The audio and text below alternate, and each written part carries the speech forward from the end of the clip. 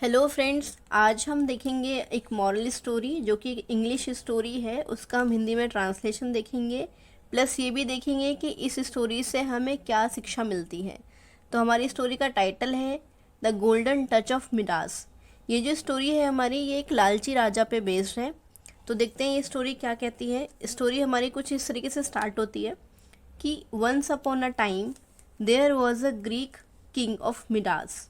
यहाँ पे टाइम का मतलब है समय, वंस अपॉन का मतलब है एक बार, यानी कि एक बार की बात है या फिर एक समय की बात है। There was a Greek king of Midas. There का मतलब वहाँ, वाज क्योंकि अब एक स्टोरी है, एक बीती हुई स्टोरी है, पास्ट टेंस है, तो यहाँ पे हमने वॉज का वर्ड यूज़ किया है जिसका मीनिंग होता है था। ग्रीक एक कंट्री का नाम है, किंग का मतलब राजा, और मिडास हमारा उस राजा का नाम है। ये हमारा मेन कैरेक्टर है। तो once upon a time there was a Greek king Midas. एक समय की बात है कि एक ग्रीक का राजा मिडास वहाँ रहता था। He was very rich and had lots of gold. He मतलब वह। अब हम हर जगह इसका नाम यूज़ नहीं कर सकते, इसलिए हमने यहाँ पे एक प्रोनाउन वर्ड यूज़ करा है he. Was very rich. Very का मतलब बहुत, रिच का मतलब अमीर, एंड का मतलब और, हैड का मतलब कि हैड का मीनिंग होता है जब हम कोई चीज़ पॉजेस करते हैं, यानी कि कोई चीज़ हमारे पास होती है। पास्ट टेंस है इसलिए हमने हैड यूज़ किया है। Lots of gold. Lots of का मतलब बहुत ज़्यादा, और गोल्ड का मतलब सोना। तो ही was very rich and had lots of gold. वह बहुत अमीर और वह बहुत अमीर था और उसके पास बहुत सारा सोना था। He had a daughter who he loved a lot. He वह, हैड अ डॉटर मतलब बेटी, तो उनकी एक बेटी थी। हु का मतलब जिसे, ही लव्ड अ लॉट। लव्ड का मतलब प्यार करना, स्नेह करना या फिर प्रेम करना। तो उनकी एक बेटी थी जिसे वो बहुत प्यार करते थे। तो हमारा अभी तक का स्टोरी क्या कहती है कि once upon a time there was a Greek king Midas. एक समय की बात है कि एक ग्रीक का राजा मिडास वहाँ पे रहता था। He was very rich and had lots of gold. वह बहुत अमीर था और उसके पास बहुत सारा सोना था। He had a daughter who he loved a lot. उनकी एक बेटी थी जिसे वो बहुत प्यार करते थे। One day Midas found an angel in need of help. अब हुआ क्या, इसके आगे देखते हैं कि एक दिन, वन का मतलब वन एक, और डे का मतलब दिन। तो एक दिन मिडास, फाउंड का मतलब होता है मिलना या फिर कुछ पाना। He found an angel, angel मतलब परी। In need of help, help का मतलब मदद, नीड का मतलब ज़रूरत या फिर ज़रूरी। तो one day Midas found an angel in need of help. एक दिन मिडास को एक परी मिली जिसे मदद की ज़रूरत थी। He helped her and in return she agreed to grant a wish. अब हुआ क्या कि जो मिडास था, यानी कि वो राजा था, ही हेल्प्ड हर, उसने उसकी मदद की। हेल्प का मतलब मदद, पास्ट टेंस है इसलिए मदद की है, इसलिए हमने यहाँ पे ईडी का यूज़ किया है। ही helped her and in return, उसने उसकी मदद करी, और मे का, इनका मतलब होता है मे, और रिटर्न मतलब बदले में, बदला। तो इन रिटर्न यानी कि बदले में, शी मतलब परी। यहाँ पे ये शी जो यूज़ हुआ है वो उस परी के लिए यूज़ हुआ है। एग्रीड मतलब मान गई या फिर उसने मंजूरी दे दी। To grant a wish, wish मतलब वरदान। अब मिडास को जब वो परी मिली जिसे ज़रूरत थी, तो उस टाइम पे उसने क्या किया कि he helped her and in return she agreed to grant a wish. उसने उस परी की मदद करी और बदले में परी ने भी उसको एक वरदान देने के लिए मंजूरी दे दी। अब देखते हैं इसके आगे क्या होता है। तो Midas wish that everything he touched would turn into gold. अब मिडास की जो इच्छा थी, विश मतलब इच्छा या वो जो वरदान चाहता था, वरदान बोल दो उसे या फिर इच्छा बोल दो। तो मिडास की जो इच्छा थी वो क्या थी कि दैट एवरीथिंग, एवरीथिंग मतलब हर चीज, ही टच, ही का मतलब वह, टच का मतलब छुए, would turn into gold, turn का मतलब बदल जाए, बदलना, किस में बदल जाए, सोने में। तो मिडास की इच्छा क्या थी, मिडास की इच्छा थी कि वो जो कुछ भी छुए वो सोने में बदल जाए। Midas wish that everything he touched would turn into gold. His wish was granted. उसकी इच्छा थी कि वो जो कुछ भी छुए वो सोने में बदल जाए, और उसकी ये इच्छा जो थी वो ग्रांट हो गई, मतलब वो इच्छा उसकी मंजूर हो गई। इसका मतलब कि उसको ये वाला वरदान मिल गया। अब हुआ क्या, on his way to home he touch rocks and plants and they turn into gold. On his way to home मतलब जब वो रास्ते में घर जा रहा था, घर जाने वाले रास्ते में, होम का मतलब घर, वे का मतलब रास्ता, तो घर जाने वाले रास्ते पे ही टच्ड रॉक्स, टच मतलब छूना, रॉक्स का मतलब पहाड़ हो गए या फिर पत्थर हो गए,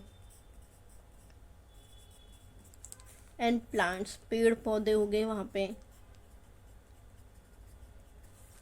and they turn into gold, they का मतलब वे, टर्न का मतलब बदलना, इनटू गोल्ड मतलब सोना, इनटू का मतलब में। On his way to home he touch rocks and plants and they turn into golds. जब वो रास्ते में घर जा रहा था तब उसने रास्ते में पहाड़, पत्थर और पेड़ पौधे को छुए और वो सब सोने में बदल गए। फिर as he reached home in excitement he hugged his daughter who turn into gold. अब हुआ क्या, जैसे ही वो घर पहुंचा, एज का मतलब होता है जैसे ही, वह, ही का मतलब वह, रीच, रीच का मतलब होता है पहुंचना,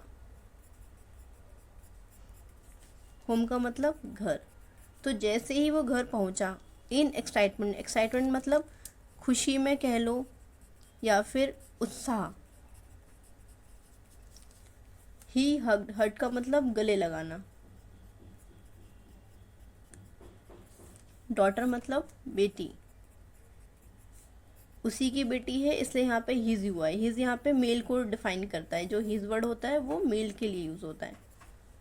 who turn into gold, turn मतलब बदलना और अगेन गोल्ड का मतलब सोना। तो हुआ क्या, एज ही रीच्ड होम, जैसे ही वो घर पहुंचा, इन excitement he hugged his daughter, खुशी के मारे उसने अपनी बेटी को गले लगाया और वो बेटी उसकी सोने में बदल गई। अब हुआ क्या, मैदान was devastated and he had learn his lesson. मैदान यानी कि वो राजा, डिवास्टेटेड मतलब तबाह हो गया, तबाह हो गया या फिर बर्बाद हो गया। And he had learn his lesson, learn का मतलब सीखना और लेसन का मतलब सबक। तो मैदान जब इन सारी चीज़ों से तबाह हो गया तब तब उसने एक सबक सीखा। अपॉन लर्निंग हिज लेसन, अपने सबक से सीखने के बाद, लेसन मतलब सबक और लर्निंग मतलब सीखना, तो अपने सबक से उसने सीखा कि Midas asked the angel to take her wish away. Midas जो था यानी कि वो जो राजा जो था, आस्क का मतलब बोलना या फिर जनरली मीनिंग होता है इसका पूछना। यहाँ पे वर्ड जो यूज़ हुआ है वो हुआ है बोलना। तो Midas asked the angel, Midas ने उस परी, एंजल मतलब परी, परी से बोला to take her wish away. Take her take का मतलब होता है लेना। हर किसके लिए यूज़ हुआ है यहाँ पे? उस परी के लिए। विश का मतलब वरदान। अवे का मतलब वापस। तो मेडान asked the angel to take her wish away. उस राजा ने उस परी से बोला कि तुम अपनी ये विश, अपना यह वरदान वापस ले लो। तो हुआ क्या अब तक की स्टोरी पे कि मेदान wish that everything he touch wood turn into gold. His wish was granted. उसकी पहली इच्छा क्या थी कि वो जो कुछ भी छुए वो सोने में बदल जाए, और उसकी जो इच्छा थी वो पूरी हो गई। On his way to home he touch rocks and plants and they turn into golds. फिर हुआ क्या कि वो रास्ते में जब घर जा रहा था तब उसने रास्ते में पेड़ पौधे पहाड़ पत्थर सब छुए और वो सोने में बदल गए। As he reached home in excitement, he hugged his daughter, who turned into gold. फिर जैसे ही वो घर पहुंचा तो खुशी के मारे उसने अपनी बेटी को गले लगाया और वो बेटी भी उसकी सोने में बदल गई। Then Medan was devastated and he had learned his lesson. मैदान जो था वो राजा तो था, वो पूरी तरीके से तबाह हो गया और उसने अपने इस गलती से एक सबक सीखा। Upon learning his lesson, Midas asked the angel to take her wish away. फिर अपनी जो उसने सबक सीखा उससे सीखने के बाद उसने उस परी को कहा कि वो अपना यह वरदान वापस ले।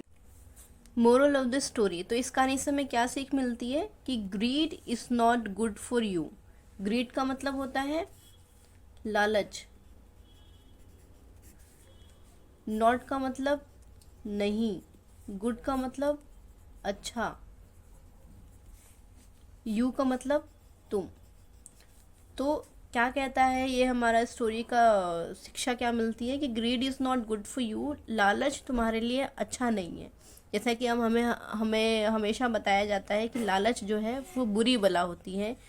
तो लालच तुम्हारे या फिर किसी के लिए भी, हम सब के लिए भी लालच अच्छा नहीं होता। Be satisfied. सेटिस्फाइड का मतलब संतुष्ट। To lead a happy.